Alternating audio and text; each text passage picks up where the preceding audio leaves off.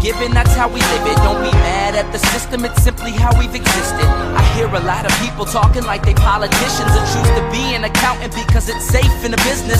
Not because they want to do it, just because they heard it pays. And who the fuck wants to be poor knowing that's how we've been raised? Society is getting heavy, I can feel the weight. The pressure of success is like 100 million pounds of shit. How you guys doing today? It's Anthony Gangi. Welcome to another episode of Tear Talk. Guys, we're now going to be talking about level 2 of John Maxwell leadership model. It's going to be about having the permission to lead. That permission comes from the people that you're leading, the people that you're supervising. If you guys have not seen the first one about positional leadership, I suggest that you see this first because the second one is a continuation on that. The first one, my guest was Russ Hamilton. For the second one, my guest is none other than Connie Alleyne. There she is. Connie, you didn't even knock. You just entered. And perfect timing. I don't know. Hey, Connie, you mind introducing yourself to our audience? Sure. Hi, everybody. My name is Connie Alleyne. I am the founder and president of the Civilian Corrections Academy. I'm also the podcast host of The Fly Behind the Wall and the author of The Cage Was Her Cocoon. This whole leadership thing, I think it takes a lot of figuring out. It takes a lot of intentionality. And so I'm glad that we're doing this series. So let's see where this goes. I think it's going to be great, Connie, to do this because, once we get done, it should be 5 videos. And if management wants to utilize these videos based on the models of John Maxwell, but apply to our profession, that's where it becomes unique. Because a lot of people are reading these and applying this to the business world when I think there's use in our profession as well. But I think it'll be great if they could, utilize all 5 videos and maybe we have a nice little training. And again, we'll just have different people coming on next week, or for the video number 3, it's going to be about production. And I'm going to bring on retired major, but now a college professor, Louis Soto. Now, guys, don't forget Inmate Manipulation. It is now available. It's on Amazon. The link is in the description. Get a copy. It's a great book. Copies are selling. So thank you guys very much for supporting what I do. And sorry, I removed myself from the stream for a second. Just our sponsors, we have 2. The first sponsor is Guardian RFID. Today's video is brought to you by Guardian RFID. From inmate tracking and cell checks to cloud-based business and artificial intelligence, Guardian RFID digitally transforms jails, prisons, and juvenile detention facilities of every size. Visit GuardianRFID.com for more information. Now, guys, if you happen to show Tear Talks to you, brave men and women that work in corrections, so please subscribe, interact, engage, comment, hit that bell. Bell's going to notify you every time I post a video. We're going to go to my other sponsor, which is American Military University. Great spot if you're looking to seek higher education. And we come back, we're going to talk about John Maxwell's level 2 when it comes to leadership. Permission to lead. Stand by. I wanted to attend a university that had an intelligence program. I wanted to look at problems different. I wanted to increase my critical thinking abilities. AMU offered those avenues to expand. Obtaining your degree as an adult, you're actually paying yourself and investing in yourself. You can't put a dollar on it, it's priceless. It's something that can never be taken away from you. American Military University. Learn from the leader. All right, and we are back. All right, let me get Connie back in here. So Connie will now be added to the stream. Oh, she is already added to the stream. Sorry, I'm learning. So real quick, Connie, I don't know if you had a chance to see our last video. So just a roundup. Each step is meant to serve as the foundation for the next step. So you're not meant to stay on that prior step. You're meant to continue to grow, take what you learned and move forward. The first step is position. So we went over that real quick. It's just, I got the position, now that gives me a chance or the opportunity to be a leader.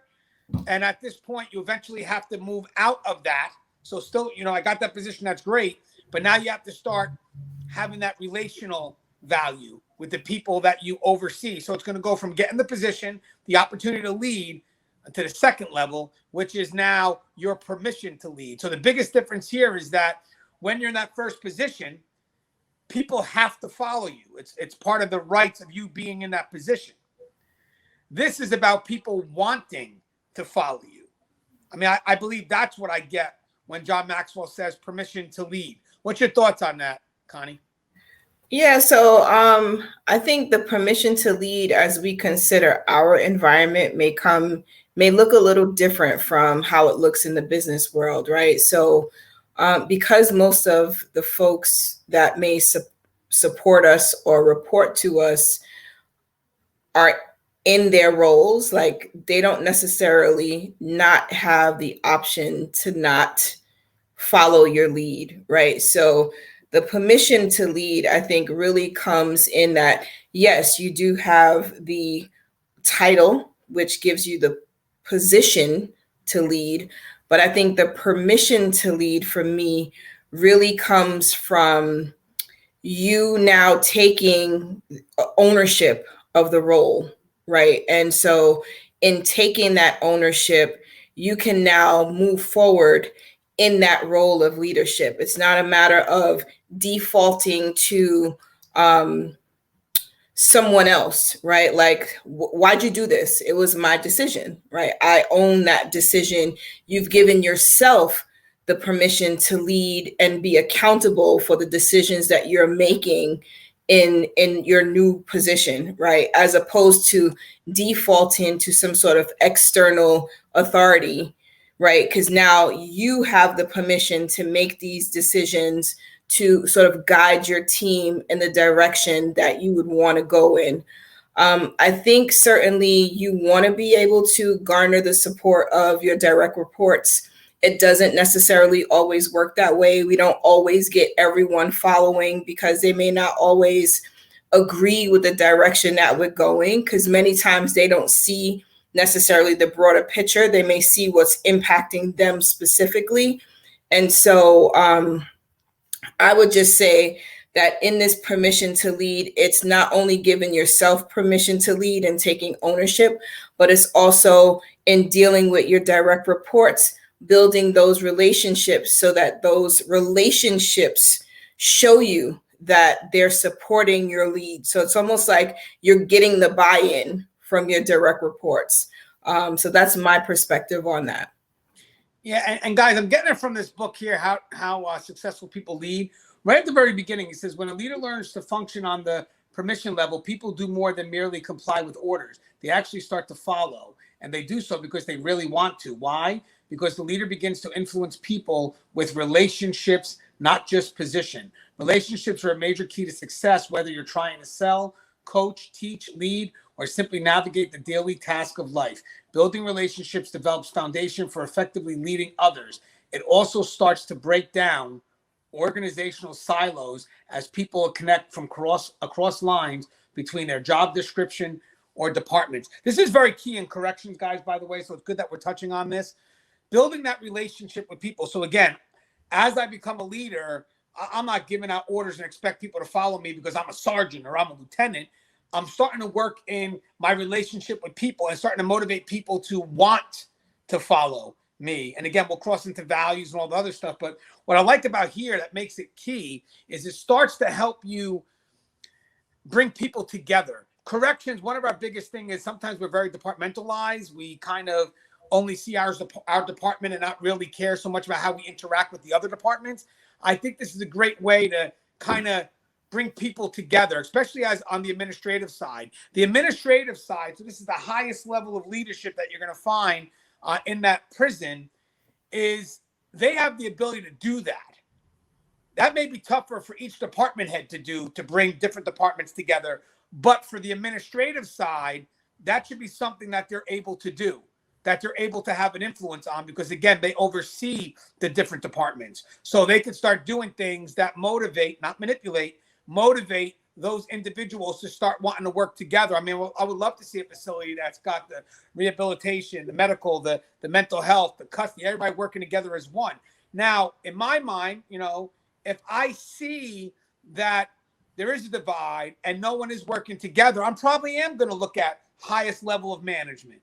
I mean, yes, I do have some concerns with department heads, but my first thing is I want to make sure that we're fostering an environment that allows that. So I'm sure Connie could definitely speak from experience. Connie, would you think, obviously building that relationship does help break down those silos, but do you believe administration has a lot of power over getting these people to start working together as opposed to really pushing the department heads to do that? Absolutely. So, administration sets the tone, right? And whatever that tone is, working in a state where I think we had at the time like 17 open facilities, as administrator, you would go from one facility to another to cover on the weekends or if someone was out of work or whatever the case may be. And literally in the same state, you can go to every facility and there's a different culture in that facility. There's a certain culture that is with women. There's a culture where it's high security or maximum security. There's a different culture where the administration is present versus where the administration is off-site, and so we have to be intentional, I think, about establishing a culture that fosters our staff working together and sort of partnering or collaborating. It's almost like partner. We don't partner, right? But you see the partnership at times where the mission is clear, right? So when you see us all kind of working in harmony in a code, right? Because the mission is clear and everyone has very distinct roles. But I think when we throw in the role ambiguity, right? Like those times where you're not quite sure who should be leading the charge on a particular initiative, I think we see the divide a lot much clearer. So in my mind, if you go to a facility, so for me, for example, I worked in a facility where the warden was very big on showing that there was actual partnership with civilian staff. And so when he did his tours, he would stop by my office and pick me up. I was like, oh my God, in all the years I worked in corrections, I was at year 11 before I had that experience, right? And so what is the messaging though that is sent by the administrator and the warden walking together, right? We're touring together. If an inmate has a complaint about something, I'm there to answer that complaint in the moment. If it was relative to medical, mental health, dental, or like our social work staff or what have you. I think those are the initiatives where you can actually see that administration is setting the tone. And so what that also set the tone for was for the officers. So now I would go into a housing unit and the officers treated me very differently because like, she walks with the warden. Once a week, they walk together. And I feel like that's kind of, more of a tangible way for me to explain how administration will set the tone, because it also set the tone for how we engage with each other, how we talk to each other. And they felt more comfortable because now it wasn't like some administrator who's off in a corner, but like if something came up in the unit, they felt comfortable to call me as opposed to not saying anything at all or escalating it to the warden when you don't have to, right? Because now, I know who else is in the midst of this chain of command, and I've gotten to meet and know that person. So it's like building the relationships with custody officers made it that much more easy for us to really work together because we're not strangers to each other. So I agree that setting the tone from up top really matters. Yeah, because again, they have the influence to make the magic happen. Now, guys, I just want to mention something. Everything that we're talking about now is to develop you into the next step. So when we talk about the upside, that's great. These are the upside that you get when you cross into that relations with the people. The downside of that, and we will discuss that, is when you stay at that level for too long. So every level has an upside, every level has a downside. As you start to move up, the downside of staying in that level for too long lessens, obviously, until you get to that final step where there are no downsides. It's totally upside. But in the meantime, again, this is an effort to go from one level to the next. Now, a lot of times when people get stuck in the first level is because, guess what, guys? It takes time to build relationships with people. And you're talking about each individual person because everybody's different. And, you have to be able to kind of shift as to what needs to be for each person that you're dealing with. But a lot of people never make it up that next step because it's very time consuming. I mean, literally, guys, especially when you work in an environment like we do today where things can be very overwhelming and you have the pressure to get the job done. And then you get people that may want to talk to you for a little bit. maybe, discuss some of their concerns, but we're so overwhelmed with work that we wind up pushing them away. And these are good people. These are people that we're going to eventually start disenfranchising because somewhere along the line during our busy work schedule, we haven't put them in as a priority. Getting to see our people is always going to be a priority. That's part of the workday. And for the people that are passing out that workload, I ask you, do you make sure that in the amount of work that you give people the chance to walk around, talk to their people? Because that's part of the job as a leader. It is walking around and building that connection, building that relationship, and kind of reinforcing the strength of a team. But if you constantly overwhelm that leader with work and you keep on overwhelming them with work, they're going to prioritize the work. And now they start pushing away the most important part of what they need to do to graduate as a leader, which is building that relationship with their people. And now before we jump on to the first part of the upside, I want to ask Connie, because we were discussing this briefly in the car, Connie, being overwhelmed with work and sacrificing time with the people, that could hit the organization in a very negative way, correct? Yeah, I mean, so somewhere or another, you're going to have to sacrifice the time, right? Like there's only but so many hours in a day, and you're putting out multiple fires throughout the day. And that staff development is important, and you know that you need to make time to do it. But how many other things are a priority? So as you think about staff development, I think we have to be intentional about making it a priority, whether it's once or twice a week that you dedicate to specifically. I know that there's, this handful of people who I think would be great leaders, and maybe they don't see it in themselves. Maybe they're not quite ready, whatever it is. Sometimes as a leader, your role in that person's journey is to plant the seed that you see something in them that they don't see in themselves, or to plant the seed that let's cultivate that a little more. Like, you're great when it comes to details, or you're great when it comes to organizing people or setting a schedule, whatever that skill set that you see in a person. Sometimes it's a matter of just a couple of words, right? You may not have an entire hour to dedicate to that. Maybe it's 30 minutes. Maybe it's a 15-minute tag up. Say, hey, you have a quick second we could chat?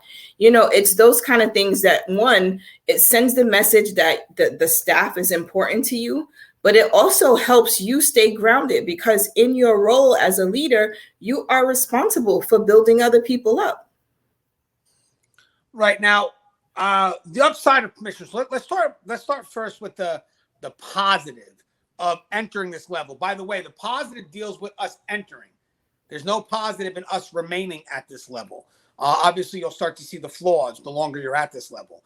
But there are some upsides, just like there were some upsides when you entered the positional level, as long as you're not there too long. So one thing is, when you start building relationships with people, the environment gets better. John Maxwell says it best: the workplace has become more pleasant for everyone.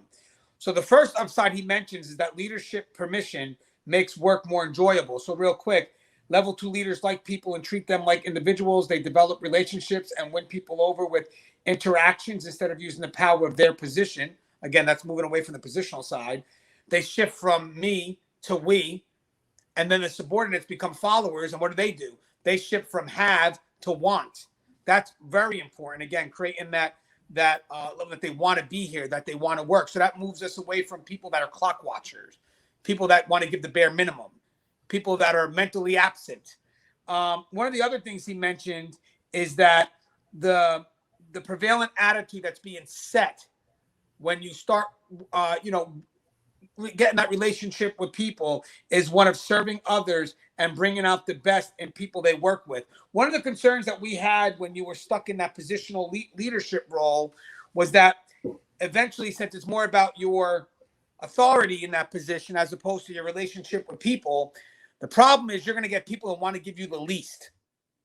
That's just what it is, because you don't care for me. You're not doing nothing for me, so I'm just going to give you the least. That's where the clock watchers come in, the barely enough. I'm just going to do enough. The mentally absent. But once you start showing care for your people, once you start showing them that having authority, part of that is, how do I serve you as a leader? How do I serve you? Well, that's when you start stretching into a better working environment where people actually want to come to work. What's your thoughts on that, Connie? So I think that, yes, it matters that we motivate people in a manner that they're willing to be of service. But I think we also have to bear in mind that as we motivate people to be of service, that we're also giving people enough information and motivation in the environment to want to do that. Because I don't know that it should really just focus around the leader as much as it should be focused around the job itself and them being able to find some sort of fulfillment outside of the list of tasks that they have to do.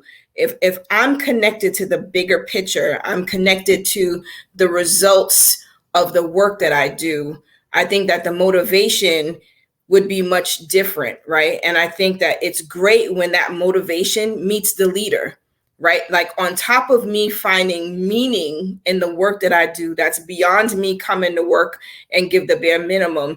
I also find the motivation by my leader who's showing me that they're interested in me, who's showing me they're interested in my growth, in my progress, and the work that I'm doing. So I do think that, it's a good point, being able to motivate, the staff to want to do more because they have a relationship with that person. But I feel like in our environment, it needs to go beyond the relationship with the person, only because as leaders grow and they progress, you don't want it to be that I no longer care because Gangi's not here anymore. Right. So the thing is that you touched on some latter points about value and communication that he does add. Well, I'll get to that then, but right, we touched right into it though. So basically you want something to sustain. Leaders sustain, managers manage, that's what it is. But leaders are looking for things to stay for the long go. So I like what you said. If you build on communication, you build on relationships, you build on their values and beliefs, then you're looking to have a workforce that sustains. It's like you have a presence even when you're not there. I think that's exactly 100%, because you're showing them that they have value, and that motivates them to want to work. It's not, I'm working because you're in my presence. I'm working because I want to work, because I'm invested in this, because you have taken the time to see what I would want. One of the things he mentioned, we can kind of go through this too real quick, is leadership permission increases the energy level, because now people want to be together. People want to work together. So, it increases the energy, where when you don't want to be around people, you lose energy. Sorry to say, but it's true. This increases energy by bringing people together. Now, to kind of touch on what you said before, so now we'll kind of walk right into that, is leadership permission opens up channels for communication. Just want to read something, because this definitely touches on what Connie said. This is from John Maxwell. The permission level requires and cultivates good communication and side-by-side relationship. By the way, I want to put this on the bottom. Leaders are constantly learning, and that's where this comes into play. When you're crossing into those relationships, you are learning, guys. You're learning to improve, but you're learning from what people are telling you, from their values, their beliefs. And it goes good communication and side-by-side relationship. Level 2 leaders listen to their people, and their people listen to them.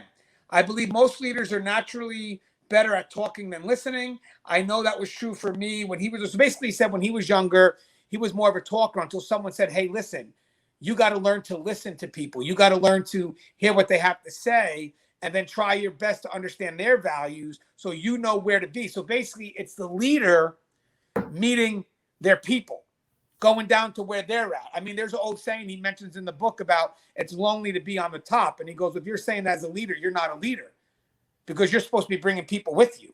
So if you're up on the top alone, then you got to get back down there, see where your people at, and have them walk alongside you. And he goes, when you open the channels of communication on level 2 and really listen, here's what you must give others. First, your ears. I know what you say. I hear what you say. Eyes, I see what you say. Heart, I feel what you say. Undivided attention, I value who you are and what you say. Only when these things are able to be built a positive relationship. Only when we do these things are we able to build a positive relationship and persuade people to follow us. By the way, it's persuade. It's not manipulate. It's either persuade or motivate. If you're manipulating, it's only for your self-interest. So when you have people that are following you, it's not because you're manipulating them. It's because you're motivating them, because in the end, everybody gets something from this. But Connie, what's your thought about opening that communication? That I hear what you're saying. I see what you're saying. I want to know what you're about. How can I help you? So the listening part is really important, right? Because I think as leaders, we naturally default into this place of troubleshooting, right? And when you're troubleshooting, you're listening to solve the problem, and you're not necessarily listening to understand that person's perspective. And if the person never gets to a problem, then you're almost like disconnected from that line of communication because it didn't meet a need that you need to be met as the leader, right? And so this shift of active listening, which is where you are listening to understand that person's perspective, you're listening in order to learn what they're going through, what their experience is, and how they may feel this problem can be solved. I mean, that's really the root of innovation, right? When we do things one way all the time, here comes some person who's like, why do we do it that way? We could do it like this, this, and that. Here's the experience I had. When you are a leader, you have to be willing to listen to that experience. And then, is there a way that that experience could be integrated into what we always do, right? Because the what we always do may not be the best way that we do things, but based on your listening and your learning from someone who has had another experience, it one validates that person in a way that we may not see immediately, right? So I've now let that person know that they have my ear, they have my attention, and to get that from a leader can sometimes be very difficult, right? So if you are one of those people who working in a busy environment, you don't have the time to sit down, you don't have the time to listen to whatever someone might be telling you, that also cuts you off, right? It cuts you off from the learning process because you're just kind of on your wheel spinning, as opposed to you coming off that wheel and being able to shift your thoughts for a second, because now you're taking the time to hear somebody out, to understand where they're coming from, to see their perspective. Because oftentimes we're like, yo, I don't even get what you're talking about, right? Whereas the moment you take that time to say, oh, okay, I could see where that works. I could see how that could be challenging, right? That gives that person that feeling that not only have they been able to communicate with the leader respected them enough to hear them out, and they could see where they were coming from. Now, whether or not you come up with a solution or some sort of resolve is a different story. But I think our challenge in corrections is that we do have this transactional relationship, right? Someone comes to me, here's the problem. I take the problem. I try to go fix the problem. It's a great day when someone comes to you and says, here's the problem and here's what I think we could do about it, right? But a lot of times we don't get that. The problem and the solution or suggestions for how we can solve the problem. So I think that for me, there's an appreciation for the need for communication in order for the leader to be effective. Right. And guys, we mentioned it before, the leader is constantly learning. So the moment you shut yourself off from that opportunity, you're already stopping yourself from developing and evolving. So having that communication is paramount. And like Connie said, it shows value to the people that you're leading, and it gets them invested, being part of something bigger, I love when, people commit to ideas and share it, because then we all get to do it together. We share in the success. Of course, the leader, yes, if it goes wrong, we take most of the hit. That's fine. That's what we do as leaders. But when it's successful, we share it out. And people, if they're invested in that, they want to see it succeed. And that's when you also see them start going above the bare minimum. You know what I mean? Because they're invested. It's their idea. They want it to work. And most of the time, they may never even been asked to have any input. So the moment you do that, it goes to show you that you value them. But but it's not even just about asking them. It's giving it a chance. If they have a good idea, giving them the chance and then recognizing them for what it is that they were able to provide. It's almost like what they experienced and what they've learned now matters, right? And the fact that someone's giving them that it matters because it fits into a bigger picture, I think is a value that we may not be estimating well, right? Like, because I think your point about, being given an opportunity to have input, right? Like, how many times don't we have opportunity to have input? Here's the new directive. Here's the new post order. Here's the new memo. Whatever it is has now come down. We just expect you to carry it out, right? But the fact that you're giving someone the opportunity to have input, I think has tremendous value. Right. And guys, this right here is what takes time. This means that you're going to have to go ahead and get to know your employees. I mean, John even mentions that there are certain questions that you should ask yourself to see how well you know your employees. He said he's got 4 here. What 3 non-business things do you know about this person? What does this person value? What are this person's top 3 concerns? And what does this person want or hope for in life? I think those are good questions to, when you get to know somebody, if you have that interaction with them and, you understand that that person is a priority, and we'll get to the work, but this person, I got to make my time to see this person. These are good questions to ask, because that starts to give you that understanding of when they tell you what their values are and beliefs, they're kind of telling you what they expect from you to some extent. You know what I mean? Where they're headed, maybe they want to see if you have the same plan. Again, if it's a good, strong vision, but it's only a vision if we don't make the effort to make it happen. And that's where you listen to your people and you build together. Now, over here, he talks about value. Just to touch on something else, he goes, level 2 leadership is relationally driven. That is only possible when people respect and value one another. It's impossible to relate well with those you don't respect. When respect lessens in a relationship, the relationship diminishes. You can care for people without leading them, but you cannot lead them effectively beyond level 1 without caring for them. And guys, we'll talk about care and candor. But for the meantime, the upside of this is that when you start caring for your people, in return, they start caring for you. And that doesn't mean you're soft. As we progress, we're gonna show you where the balance is, because don't forget, if you stay at this level and that's all you do is care, then you could get walked over. I mean, we get that. But this is the beginning of the level. You have to show that you're not for just yourself, that you're for the team, and that together we can move forward. But the next part he mentioned, and Connie actually sent me a private chat to make sure I don't forget about this. But the cool thing is, he does mention it. Connie, John Maxwell's good, but this is a good point that Connie mentioned. Definitely worth giving me the private chat about. Leadership permission nurtures trust. It's hard to trust people you don't know. And what I mean by that is for your followers not to know you, because this relationship's a 2-way street. I'm getting to know your values, but you're getting to know mine. So now if I don't give up enough where you get to know me, then it's going to be hard for you to trust me. And if you can't trust me, how do I expect you to follow me?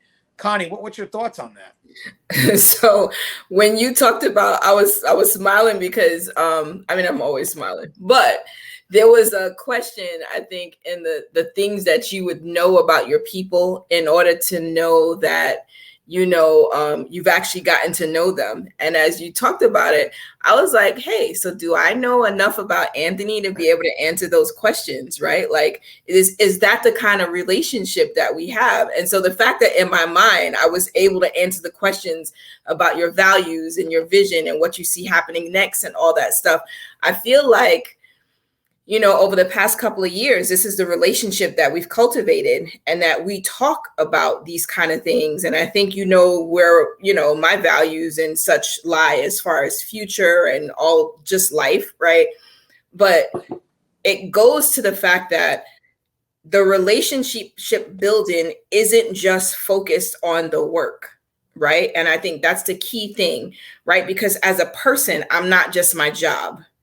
And the moment that we could look beyond just the job, here's your title, here's your position, and you see the person, what makes that person tick, What are some of the triggers that that person may have while they're at work, right?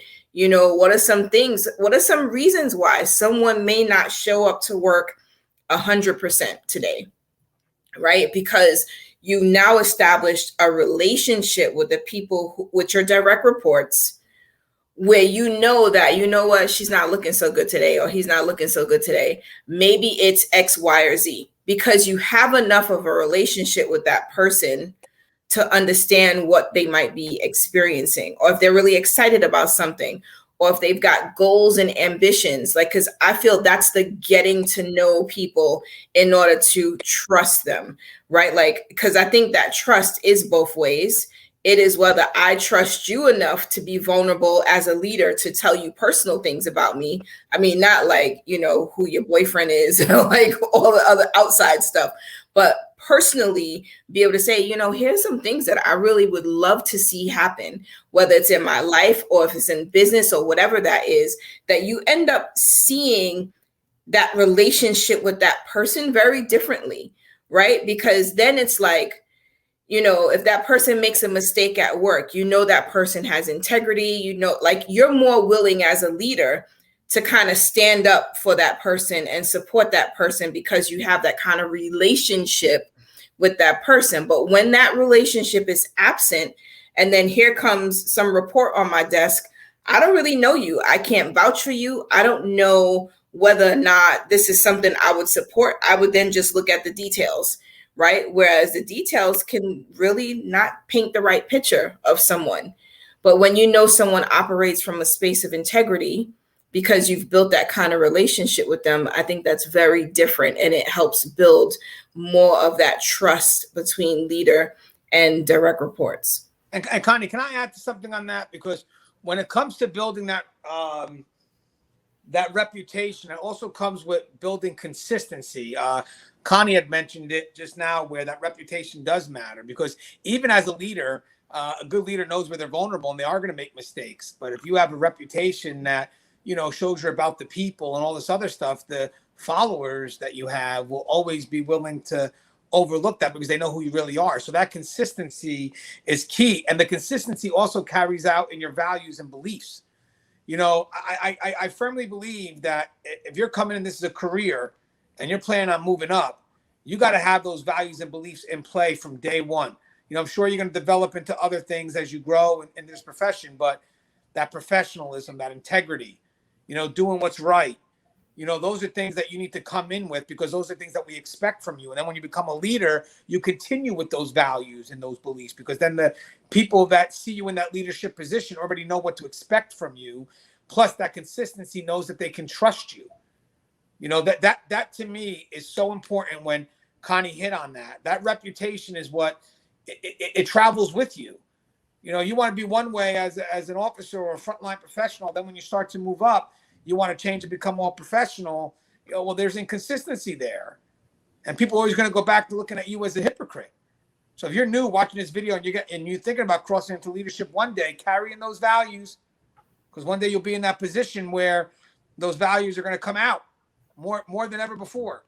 You know, and it's funny because people will be like, well, you know, you get someone who maybe became a leader and said, well, maybe they just weren't ready for the position. No, it was revealed who they really are. You know, it's not that they weren't ready. It's just, it was revealed and we knew about it since day one. You know, the problem is with us is you could be good at a test and be given that position, or you could know somebody and be given that position. And by the way, Connie's right. I mean, I asked the same question about how well I knew Connie. I mean, Connie came on all about custody. And right now I muted her, so she can't say anything. So let me just go on my tangent here. Custody this, custody that. Oh, I thought you were muted. Well, let me finish my story. Hold on, because I thought you were muted, because I had something about how I defended civilians and brought you on the same page with me when it comes to giving civilians respect. No? I thought you were muted. Man, I you just can't see me. I'm not muted though. Oh, I wrote a whole speech. Guys, I can't say it now because she's gonna call me in. So we talked about the upside. And again, I want to just stress the upside before we close off and move over to the downside. Upside. building your relationship with people. I mean, to me, there's no greater gift than that. Getting to know your people, sharing your successes, growing together, developing together. Guys, you as a leader, all because you made the position doesn't mean you stop growing. You continue to grow. And a big part of that is going to be what you learn through communication, shared values, and shared beliefs. So a huge upside is getting to know your people and having that interaction on such a deep level. Connie, anything that you want to say about the upside before we cross into the downside? I mean, I think there's always upside, right? Like learning, I think there's no greater gift than learning, right? Because learning is just you evolving as a person. And I think when you can bring your evolved self into the environment, it allows you to help sort of transform the culture, right? If there's a culture that you think is not most effective in us being the best institution, right? Like as we evolve, we figure out ways to make everything around us better, right? Like that's just what it is. And so, when I think about leaders, frontline staff, everyone, we learn, you pick up a book and read. Look what we're doing right now, right? Gangi read a book and he's talking to me about the book. And I'm like, yeah, I could get with that. Like, I mean, I didn't read. Wait a second, Connie, hold on. I know, wait a second, hold on. No, hold on. I'm not saying it that way. Connie, oh my God. I know you caught that. I'm using it no. I'm using it as an example that this particular book that you read resonated with you in a certain way. And you were like, we should use this to do this. Right. And so now, and this isn't the only book he's read. Let's be clear. He's read many books on leadership. We talk about them all the time, the different theories and how they could apply to our world of corrections. Right. So in this instance, this has resonated and he's like, we need to do a series on this. Maybe it can become a training for leaders. And I think that's great. And I support it. And so let's be clear. It's not, he read a book. No, he's always reading books. But this has made him evolve as a person. And as we're talking about the different issues that we face in our respective workplaces, he pulls on this stuff to help troubleshoot things that he's experiencing, whether it's in that world or I call him and say, hey, this is what's happening. And then here we have this whole long engaging conversation about this. And then here are these different tools that he's pulling on. So as the book is given different theories and such, he's really great with saying like, so this is what this could look like in our world. And so that's what I mean. As we're learning and we're growing as individuals, I learn from him, he learns from me, we learn from the books. Like that's just what we do. And we apply it as best we can to our world. And we share it with you guys so that everyone can kind of learn and grow. So whether you're reading or you're just watching the podcast, whatever you're doing, that stuff is going to change who you are over time. And that affects your environment. That worked, Connie. You got yourself out of that one. Hey, so I want to cross onto the downside. I mind you guys, the downside comes only when you stay in the position for too long. So when you're in these positions, you're meant to move up. You're meant to move up. So the downside comes when you're in the position too long. And the first thing that he mentions that we kind of touched on before, but I like to explore just a little bit more, is that the pressure to build a relationship is on the leader. And that's where it becomes time consuming. And I would love to think that the people that are in the higher levels realize that when you're overburdening the work, when you're overburdening the leaders with a lot of work, one of the things that they tend to sacrifice, sad to say, may be that chance to interact. Because maybe we're focused on the outcome more than the process, and we tend to ignore those interactions because of that overwhelming sense of pressure. But with that said, it still doesn't become an excuse. Because in the end, just as much as that work is a priority, we need to prioritize our relationship with the people. Let's not forget about that. My friend said it best too. You got to pencil that in every day. Somewhere along the line, you got to set time for that. And if someone says, hey, you had to get this done, why wasn't this done? Sorry, I had an issue with one of my employees. It took some time. I had to invest in it. I'll get to it later.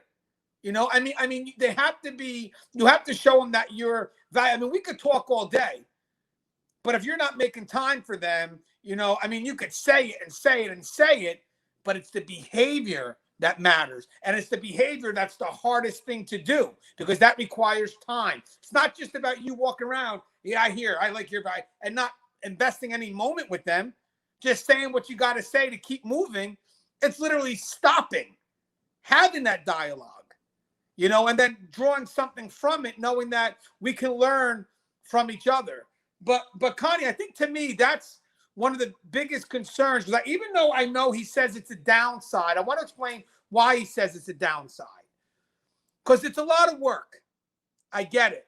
And when you're in an environment that stresses other things as priority and you're overwhelmed with work, that can become tough to do because you have to commit to a time.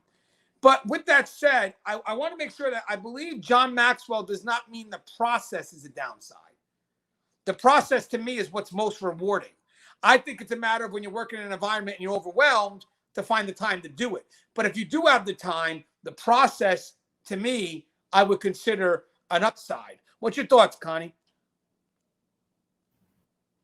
So I think that the process is definitely the upside, right? Because in the process of building that relationship, you're pouring in and someone is pouring into you, right? You might be pouring out into someone to help them grow and develop, but they're also pouring into you. And if you're actually listening, you could be learning as well. And, you know, I think we don't get a lot of those opportunities where we could be turned off a little bit, right? We could be dialed out of work and tuned into a person, right? And that in of itself allows for us to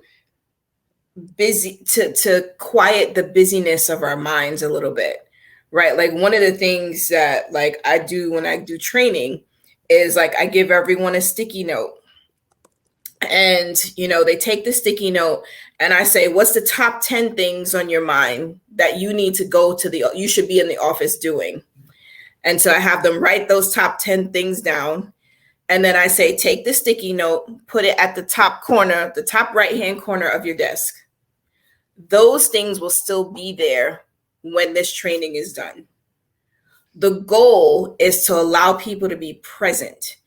So as a leader, there is that intentionality behind being present with your direct reports. And there has to be a time where you tune out, because that list of things to do is going to just continue to grow no matter what. I don't think I've ever had a day in a facility where I could say, oh, I'm finished with everything, right? There isn't a finish. And so that's why you have to be intentional about scheduling time to actually do staff development, to do relationship building, team building, all those things that keep us together and keep us connected as people, and not so much connected because your authority forces me to. Yeah, I love that. Again, that actually brings the leader back to the position side of things. You know, that's that positional leader. So we're moving out from that, but you're right. It's when you find yourself pushing things because you're using your authority as opposed to using your relationship with the people, then maybe you should go back home and re-examine yourself. Guys, I think that was great advice that Connie just mentioned, something that, again, is developed during our dialogue. But if you find that you have to push your authority based on your position as opposed to based on how you deal with people, then maybe you should take the time to look back at yourself and wonder, is there something I can do to make this a little bit better? Because, again, your authority by position only gets you so far. The other downside, this may be my weak spot, actually. So the other downside of... So you're not going to read it? No, I'm going to say it. Smart. Yeah, let me get Connie on screen here. Because this is kind of, remember, the problem is that you can't stay in this position for too long. So one of the concerns about being a permission leader is that you'll be seen as being too soft. So there has to be a boundary between, having that relationship with the people and then also making sure that people still recognize you as that team leader, if you will. Now, I want to mention something that I thought was pretty great in this book, and I'm going to kind of skip ahead a little bit, but it kind of relates to it. talks about candor and care. So the problem is, I know when people care too much, they could easily be taken advantage of. So again, there is that boundary. And I believe John Maxwell said it best when he started talking about the balance between care and candor. That means that, I care for my people, but in order for me to develop you, I have to be truthful with you too, which means we're going to have these dialogues, and you may not like these dialogues. But I just want to go over some of the things that kind of balance out this care and candor. He goes, care and values the person, while candor values the person's potential. So I care for you, but if you start making bad decisions and I know you're better than this, then the right thing to do is to direct you, to make sure that you reach your fullest potential. And you don't want that sugar-coated. So I love that right off the bat, because that is a balance. Because the reason why I'm being truthful for you, one is, yes, to accomplish the mission, but the other is also because I care, because I know you're better, and I'm investing my time to tell you that. I mean, that's the key too, guys. John Maxwell even mentions this too, guys. It's not in the book. It's on a video I watched of his, is that we can have unconditional love for everyone. We could care for everyone. But it's my time that has the most value, because I may not be able to give that to everyone. So when we have that chance to speak, the truth, the candor, whatever it is, that's my time. That means I'm invested in you. And I love what it says. Candor directs the potential. He also says caring establishes the relationship, while candor expands the relationship. And the two other parts that he mentions, which I again just wanted to cover real quick. Caring defines the relationship, while candor directs the relationship. That's where your position of authority comes through. So yes, I care for you, but the candor is going to direct you. So now you know, if you don't do this, this is what could happen. It's not the route I want to take because I care, but if we don't do this, then this will be the end result. So I love that. The care establishes the relationship, but the care defines the relationship. The candor directs it. And the last part is caring should never suppress candor, while candor should never displace candor. That's the balance. Hey, Con, I got to get your opinion on that, the balance of candor and caring. And you're muted. You're muted!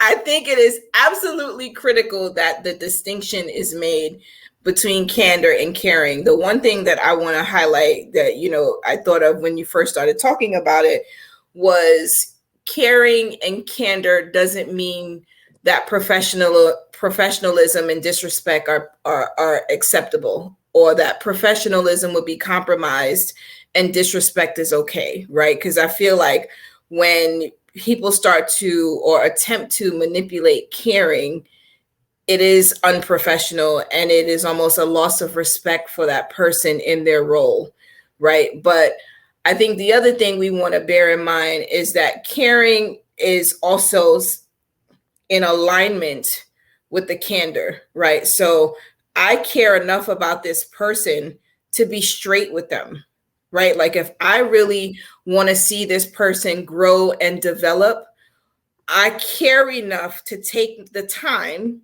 So the reason why time has so much value is because you can't get it back. So once I've given you my time, I can't get that time back. Whatever else I could have been doing at the time, I'm not doing because I'm focused during this time on you, right? So you care enough to be straight with the person. And I think in the candor, it isn't you trying to break someone down or to hurt them. It is, I need to be very clear in this moment so that the message isn't lost, so that nothing is misinterpreted because I was trying to sugarcoat everything, and I think as we acknowledge that there is a certain relationship established, the person who you're giving this feedback to should know that in this candor, the candor is coming from a good place. It's coming from a place of I see your potential and I want you to do better, or I think you could do better, or I'm encouraging you to do better. And I don't want us to kind of get lost, because some people will be like, oh, but look how he said it to me. Look. I mean, yes, I get it. Tone matters, body language matters. All those things matter in delivering a candor message, right? And I just don't want us to think that because someone cares, because I like the statement that you make, that care should not direct candor, or candor shouldn't direct care. Or there was something you said towards the end. Candor defines the relationship, while caring defines the relationship, while candor directs the relationship.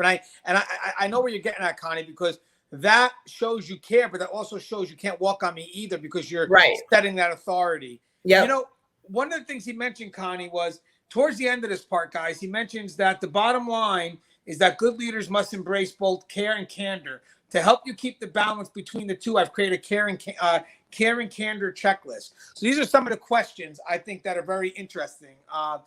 Have I invested enough in this relationship to be candid with this person? Do I truly value this person as an individual? Am I sure this is his or her issue and not mine?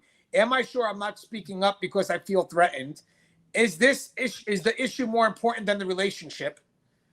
Does this conversation clearly serve this person's interest and not just mine? Am I willing to invest time and energy to help this person change? Am I willing to show this person how to do something and not just say what's wrong? And am I willing and able to set clear, specific expectations? And the next time you find yourself in a place where you need to have a candid conversation, just remember this. Do it quickly. Shove it in the pile while it's small. Do it calmly, never in anger. Use the care and candor checklist. Do it privately. You want to help the person, not embarrass them. And do it thoughtfully in a way that minimizes embarrassment or intimidation. But Connie, I like what they're doing here, though, Connie, because I think you get it, too, where before I take this route, look at all the things I'm exhausting, before I have that dialogue. So just in case someone does bring up what Connie's saying, look at the ways I can defend it. Look what brought me to that point. It's not personal. It had to come to here, and whatever it is. So that checklist is something great to have. And again, it's found in this book, How Successful People Lead. But Connie, what's your thoughts on that checklist? I think what really resonates with me is that it allows the leader to take themselves out of the equation. This candor versus care. So in the beginning of it, whatever that the checklist is, like the leader is essentially checking themselves, right? Did I cultivate this relationship? Right? And if I didn't, as the leader, I have to own that. Does this conversation serve only me, or does this conversation serve me and the person? But if I didn't cultivate the relationship, I don't even know if this conversation is going to serve the person. And so my lack of cultivating of a relationship opens the door for candor to come off offensive, for candor to come off as not serving whoever it is that you're talking to. And so I think the great news in finding that candor and care balance is the leader holding themselves responsible for establishing the relationship, so that whether it's showing care or showing candor, there is consistency that direct report feels from you, that this person actually does care, because I know that they've established that relationship. And now they're giving me this feedback that might be a little harsh, but I know that it's coming from a good place, because that now serves me as the direct report, not just serves me as the leader. And of course, as the leader, this person performing well does serve you. This person correcting this issue does serve you, because it means your system is going to work better. But I think it really matters that we can see in this discussion where the leader is being held accountable for really doing the heavy lifting that's required in this relationship. Well, even throughout the book, it says the leader is the one that encourages the team building. The leader is always at the forefront. And right at the very beginning, we mentioned what? Administration is the one that can bring people together, because they have the influence to do that. Also, to briefly touch on what Connie said real quick, permission leadership is difficult for people who are not naturally likable. And I get that. Yeah, I know it's funny. I get that. But they say this is matters. If you haven't already, make a choice to care about others. Liking people and caring about people is a choice within your control. Look for something that's likable about every person you meet. It's there. Make it your job to find it. Discover what's likable about yourself and do whatever you can to share that with every person you meet, and make the effort every day to express what you like about every person in your life. Because again, there are going to be some people that may not have that characteristic, and they're still going to have to be able to express that they care. You know, you have some people that aren't open. I mean, one of the things here, it says permission leadership. Permission leadership requires openness to be effective. There are some people that aren't open, but there's ways that they can express themselves, even if they tell their people, hey, listen, I may not be the most open of individuals, but you see, I'll have respect for you. You see that I'll fight for what's right. Again, it's all based on the outcomes of what it is that I'm trying to get across. But again, it's tough. Some people that are leaders find that if they're open, it's a level of vulnerability. And we're telling you it's okay to be vulnerable. Being vulnerable is a great platform for yourself to learn too. I mean, think about it. You know, me and Connie talked about before, the communication. I mean, if I thought I was perfect and everything I did was right, why bother communicating? But the challenge, I would say, is being vulnerable in this environment. We've been taught not to be vulnerable here, right? So like, I think that's something that we have to acknowledge is going to go against our natural inclination, right? Like, because we're taught not to be vulnerable. We're taught not to be soft. You know, I'm listening to this, you know, John Maxwell is great. And the first thing I think of is soft skills, right? All you need to do is develop your soft skills. And this makes this whole level 2 very simple, right? Because it is soft skills. So I could see where some may struggle a little bit to get into this permission space, because our training has been, you don't be vulnerable here. And so, you know, between the not being vulnerable, an environment that, you know, we don't trust, right? Just because it's prison, right? It's jail. We don't trust the inmates who are on our guard all the time. And so when is it okay to let the guard down, right? When is it okay to trust that, you know, my partner is not going to try to backstab me or whatever those things? I mean, people don't always get along, right? And so we're asking for folks to kind of put aside some of the things that we've used to get to this point, right? And so I want us to just be able to acknowledge that this is great for us to process, you know, the theories and the concept of permission, but in many instances, it may go against our natural inclinations in this particular environment. Right. And I think I love that, because again, we're trying to show you the balance where it's needed, but you don't remain there. So obviously when we start talking about the next step, and I'll have Soto on, Connie wants to join the discussion by all means, it's going to tell you that relationships isn't enough either. I mean, you're going to have to start moving forward. But the key here is this is a step you have to go through. And we also express that it's twofold, right? Communication is both ways. Obviously, we learn from each other. But there's two other downsides I do want to discuss before we come to a close. And the first downside, and again, it's a downside because it invests time. But I don't consider a downside if you're able to really have that time to do this. But permission leadership involves dealing with the whole person. You know, he pushes a quote from Henry Ford about he only wants to deal with the person's hands. I forget the same quote. I forget the exact quote, but it's a context of the hands is what produces. And again, that's the next level of leadership, production. But you don't want to manipulate people into production. You want to motivate them. And for us, production is, you know, safety and security, programming, mental health, whatever it is that we provide. But you want to motivate people, and you want to keep them motivated to keep producing, keep being effective, and giving it their all. Because again, you know, if you're motivating them and you're not manipulating them, you're bound to get a force that's effective, that wants to do the job, and, you know, is and feels that they're a part of what's being done. The problem is it takes time to invest in the whole person, because everybody has dysfunctions, annoyances.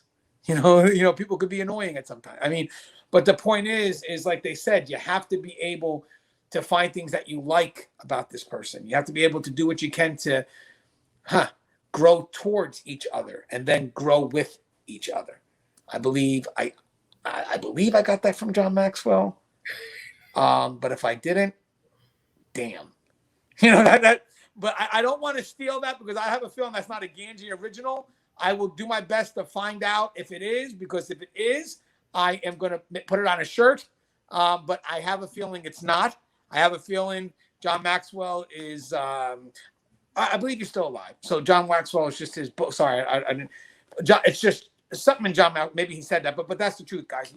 We have to grow towards each other. And then once we grow towards each other, we can grow with each other. And that means that what? We have to deal with each other in its entirety. I do remember this. It's not from John Maxwell. There's a a movie I watched a while back. It has Sean Connery and Richard Gere, and it's called The First Night. It's a little bit of a short and condensed version of King Arthur's Tale. And I remember him telling Lancelot, when Lancelot was trying to mention all his flaws, Sean Connery mentions that you can't love people in slices. And I don't know, that always just stayed with me. So I believe that's what John Maxwell is trying to get at here, is that in order to invest time in people, in order to build that relationship, you're dealing with the whole person and not with just what you need from them. That's where the value comes. Would you agree with that, Connie? I would. I was trying to find that quote. I was trying to find it for you while you were talking. So I absolutely feel like, you can't pick and choose what parts of people are going to suit you, right? A whole person comes to the job. The reality is that whole person needs to be present, right? So we know anything could happen in a matter of minutes, seconds, right? And so if you only focus on having a warm body, the development of that person, that employee, just doesn't happen automatically, right? Which is why, as much as I'm not a fan of like all of the various in-services and all of the stuff, right? Like, it's cultivating skills, right? And I think the same way we do the in-services to cultivate skills, to keep them fresh and all of that goodness, is the same thing we have to do with people, right? So a whole person is the person's, mental health, medical health. Someone comes in and they're mentally exhausted or they're sleepy. They're no good to nobody, right? Someone comes in, they're physically ill. They're no good to nobody. So even if you could sit on a post, you're vulnerable if you're physically or mentally ill at the time, right? Like, that's just a reality. So I think part of the dealing with the whole person is understanding what your people bring to the table. I think the technical skills and the tactical skills, that's all great. But like, you need that person to have mental clarity as well. And so if that whole person isn't mentally clear because they've got an issue going on at home, for example, maybe they've got a sick child or something like that, so they're distracted, they're not really present, as a leader, you should be aware of that. And sometimes, I get it, we may not have the flexibility or autonomy to move people around, but maybe on this particular day, this person needs not be in a high risk area, right? This person needs to be in a more low key post because we acknowledge that the whole person isn't present today. And, I think we as leaders, we have the benefit, right, of that being something that we're adding to the relationship building part, right? That someone acknowledged that I wasn't myself today and they gave me a pass. And I get it. We don't always get to do that. But when we can, it does show the employee, your direct report, whoever it is, however you want to refer to them, it shows them the person is tuned into me some way, somehow. And that helps build the relation. It reinforces that there is a relationship being built. So I don't think we have the luxury of, not acknowledging when the whole person isn't present. No, and I agree with that, obviously, and hopefully when you have those relationships, it encourages people to tell you who they are. You know what I mean? That's the key here. I mean, you should know your people, but again, that's where the trust comes in. You know what I mean? I mean, if I'm vulnerable in some way and I admit it to you, is there going to be a consequence for that? And we have to start thinking about, you know, we do want a healthy staff, and we want to make sure that when they have concerns, they can come to us and not think that we're going to go punitive, that we're actually there to help them first. Help them first. Being in a position of authority serves first. So yes, I agree with that. That's going to build some level of trust. And actually, the good thing about that, and I agree with Connie, is that's a great way to keep a healthy staff mentally. You know, because they're going to you, they're telling you what their concerns are, and then we're able to address it without them, you know, without strictly going to be in the punitive side. There should be an effort to help. The other concern that they mentioned, and I think it's unique, is achievers may not like permission leadership. So what does that mean? So you may have some people that are big on the outcome. That's all they care about. They don't really care about the process. The process is where you develop the people that want to go ahead and, you know, through the team, get the job done. But sometimes you have overachievers that just look to get the job done, and they don't want to take the time to invest in people or to build that relationship. They just want the outcome.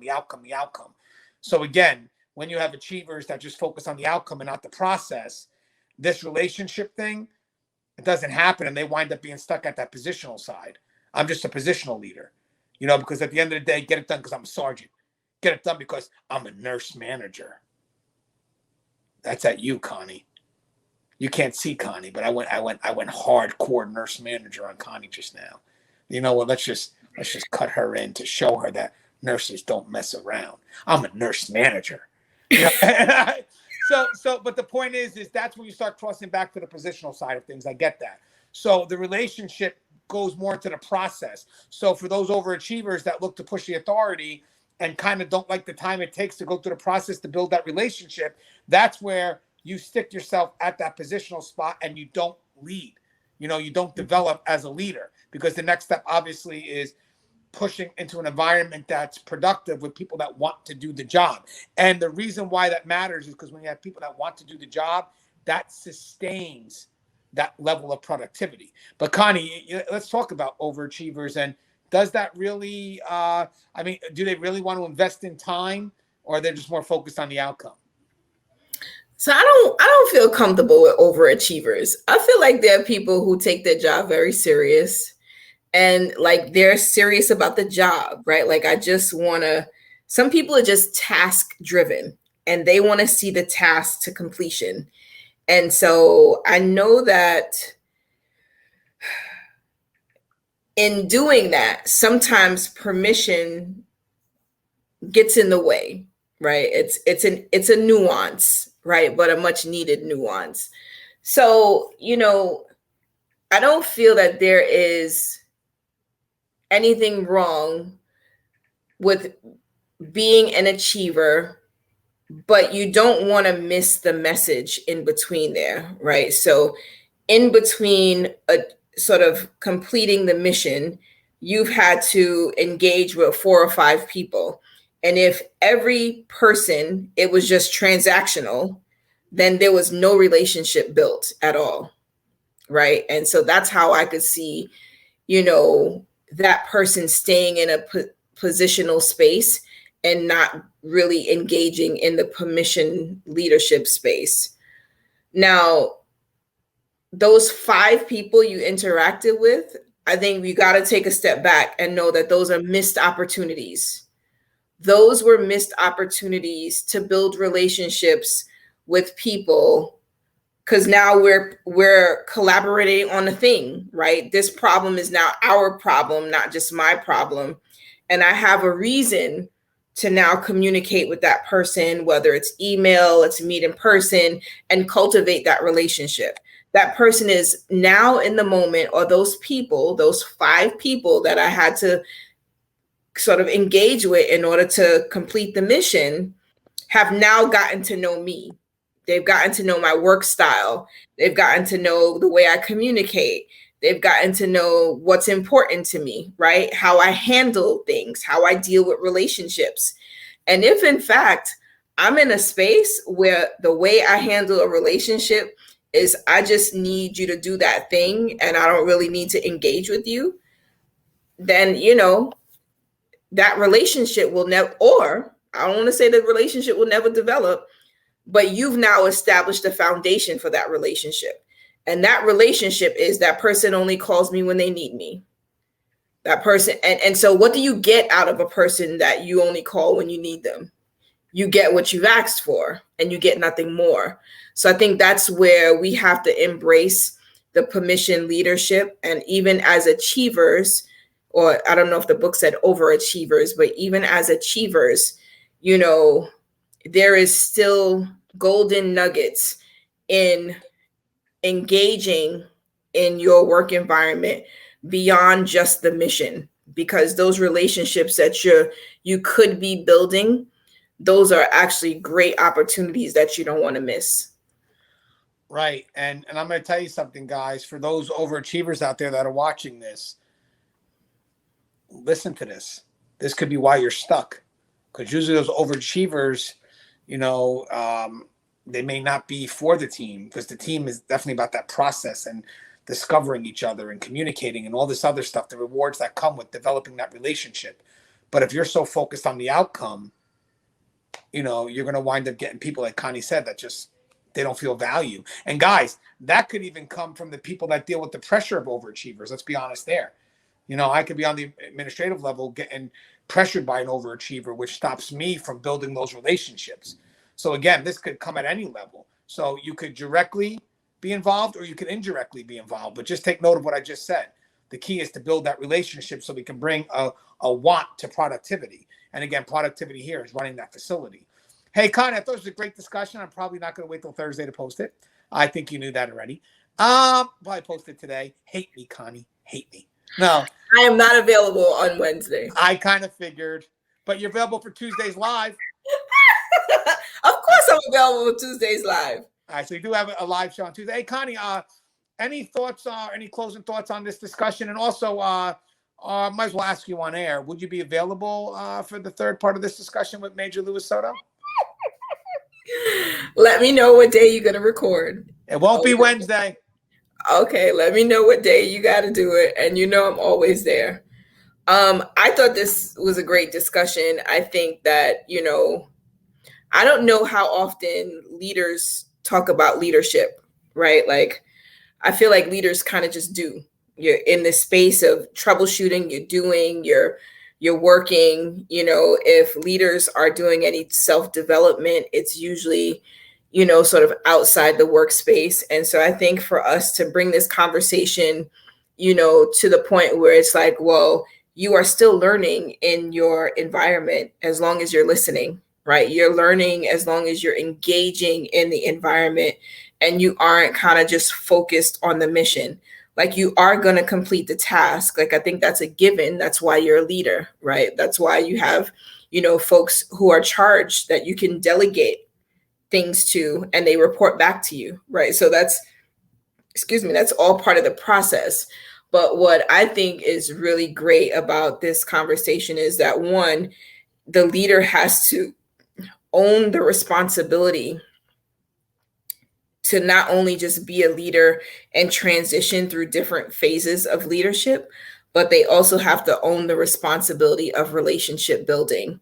And I think that's really key, especially for those leaders who never want to leave their office, right? How do you build the relationship from behind your desk?